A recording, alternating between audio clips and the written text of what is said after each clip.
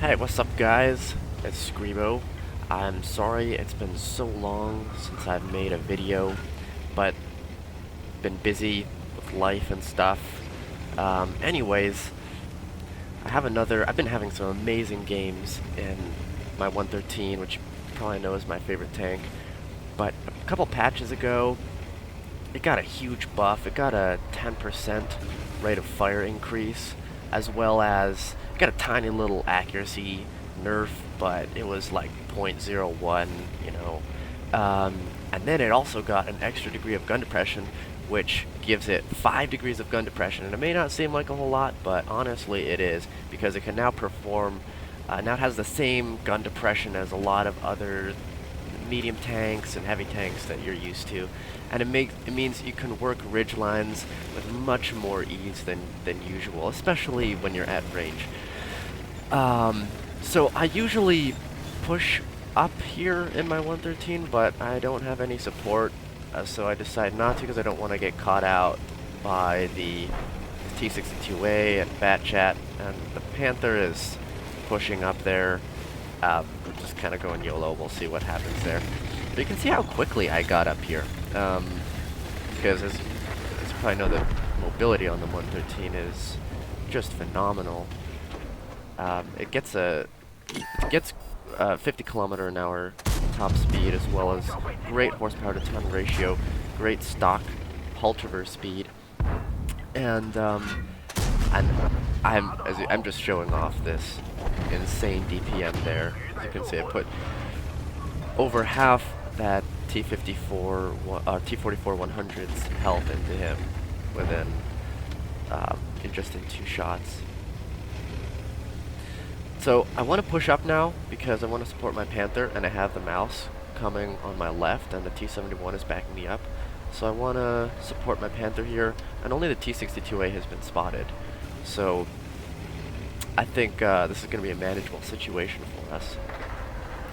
But I have, so the mobility is fantastic, and I'm finishing up my 5th skill on this crew, so I have various skills like clutch braking, which increases your hull traverse speed, and off-road driving, which decreases your terrain resistances, so I get even better mobility in this thing. But you also get the armor of a light heavy tank, which is fantastic. It's just, you know, why I love the 113. And the DPM increase or buff that it got just means it is just crazy. You know, it also got an HD model a couple patches back, so now it's sexy and overpowered. So it's the complete package. And I have just been having some phenomenal games. As you can see, that extra degree of gun depression is coming into play here, because previously I wouldn't really have been able to work this little ridge so well. But right now I can just poke my turret over, only exposing that great bouncy Chinese turret armor, and not exposing any of my weak points. I am missing a lot of shots on this Bat Chat. But that's just kind of how I like to play. I like to take shots even if, you know, they're not fully aimed, even if I'm going to miss them. That's just what I like to do. Because sometimes you get lucky and they go in, and with the 113, you have to do that because your armor obviously is not like a pure heavy tank's armor. So you have to be very careful about picking your fights and exposing yourself as little as possible. I use auto aim here. This is another thing. This is kind of my playstyle, because when I'm in situations where I'm close enough to a tank that I can use auto aim pretty consistently and accurately, then I like to do that because so I can keep focused on whatever else is going around me, the situation that's evolving around me, and I can focus on driving and, you know, what's next. So take out that T62A, take out the Bat Chat, and I see that the T54 is heading towards our base and our artillery, so I ping the map hoping that someone would go back, like the T71 would go back, but no one's going back, and sure enough, there's There he is, and he's taking out our artillery. And I'm fast, but not fast enough to get there in time. So see if I can get a shot on him, but I can't. Now you can just see here just how bad the accuracy is on the 113, because that's almost fully aimed in right there. I do hit the IS-3, take a nice chunk of health out of him, but he realizes where he's getting hit from, so he goes over that ridge. Good play by him. I want to push into our base and see if I can take out this T-54 Mod 1 here, because I don't want him to go and flank the Jagdpanther and E4 here on the southern flank. So, I mean, just check out how fast this thing is. This is just why I love this thing, because it's so easy to disengage and re-engage in this thing. And the only downside of getting that rate of fire buff is your ammo is limited. You only get 34 rounds. But and especially with my playstyle where I like to just take shots, you know, take pretty chancy shots, that means I run out of ammo really fast. So lots of games I run out of my AP rounds before the end of the game and end up having to fire a lot of E rounds. But really that's the only downside. So turns out this T-54 got flanked, so I didn't really need to support here, but I take him out anyways. I take a shot on the move into the E-100. That was pretty lucky that that went in. As you can see, my bloom was pretty big. But I put another one into the other E-100, tracking him, and unfortunately now I am out of AP rounds. And that really sucks, because I can't keep this guy tracked and immobile. Because if you shoot a heat round into spaced armor, especially the tracks of an E-100, it's just going to get absorbed. So I bait a shot from that E-100, which bounces off my amazing turret armor, and as you can see, I'm just exposing my turret armor here. Now I want to bait another shot from this other E-100 so that I can finish off his friend, who's a one-shot for me. So as you can see, I'm going backwards and forwards. I bait the shot, he bounces, and this is where it sucks not to have AP rounds, because I went for his turret, but it bounced. However, I still accomplished what I wanted to, because in turning his turret towards me, that E-100 exposed it to my AMX-30 behind him, who was able to take him out. So, mission accomplished. And again, I just move up into the next position where I can hide my hull armor and just expose my turret. That's what I like to do in my 113, is just close the distance from cover to cover, you know, from one sort of ridge where you can work with your turret to the next. You know, keep closing distance like that. And I know I'm not afraid of the grill because I know he's in the base, so I'm not worried about him slamming a shell into me from range. And I want to work the C-100 with my AMX-30 here. So I put a nice shot into him on the move. And this is not a very great situation, because I do not want to get face-tugged by this E-100, because if he does, I can't shoot his lower plate.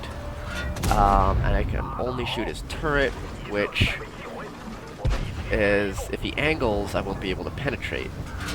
But fortunately, this AMX-30 is doing a great job here distracting the E-100, which means I'm able to keep pumping him with rounds, and together we take him out. So that was great teamwork there between me and the AMX-30. And again, I close the distance between me and the rest of the enemies to the next little ridge here. And sure enough, there's the grill, but I'm only exposing my turret, so he misses me. And I load an HE round to finish the grill off. I as you can see, I stop here to aim in fully because I know the grill's going to come around, and boom, just like that, I take him out. Now you're just going to see a feat of strength by the 113 and the raw DPM that it has. So 1 into the KV-4. Now the KV-4 is the second most healthy tier 8 heavy tank. After 2 shots, I have him down to half his health. And he's bounced every shot off me so far. I now have him down to a 1 shot, and it's only about 25-30 seconds since I put the first shot into him, and just like that, I take him out. A whole tier 8 heavy tank just decimated in about 30 seconds by this 113. So I just want to quickly show you the post-game stats here. We ended up doing over 9,100 damage in that game, and I gotta tell you, damage adds up fast in this thing. I thought maybe I did 5 or 6k, but it just, with that, the DPM of the 113, it just adds up really fast. We also ended up blocking 4.2k damage. Most of that was from baiting and then blocking those shots from those 150mm guns on the E100. But, of course, you're never gonna, at least certainly the way I run the 113, I never make much money on it. I only managed to make 2.7k profit here, and honestly the majority of the time I lose money because I end up firing so many heat rounds. But altogether, a pretty solid game in the 113, picking up the high caliber and steel wall. Now really quickly, I just want to go over the armor layout of the 113 and show you some of the buffs that it received in the last patch, because it did get, besides the buffs to the gun and the DPM, it did get a few armor buffs actually. Most noticeably, now the buffs are small, but regardless, most noticeably the biggest one was the one to the lower plate, which used to be only 100mm, but they buffed it up to the 120mm so that it's the same as the upper plate. Now obviously the lower plate is still a big weak point. It's less sloped than the upper plate, so it doesn't change the fact that it's a weak point. But what it does change is that when you're over angling your lower plate, it's not going to be penned as easily anymore as it used to be when it was just 100mm, because it used to just get you would get penned from insane angles. You know, you're like angling like this and they'd still pen your lower plate. So that's not going to happen so much anymore.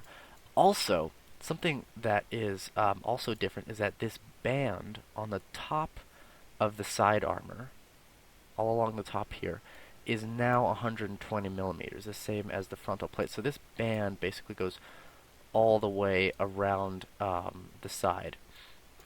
So that means that if people make the mistake of shooting you in the top of this sort of top band of your side armor, when you're angled, even if you're angled kind of poorly, you're gonna get some ricochets on there. But the spaced armor didn't change at all, and that's really the only difference, is the lower plate and this band on the sides. But still, small buff, but still worth noting.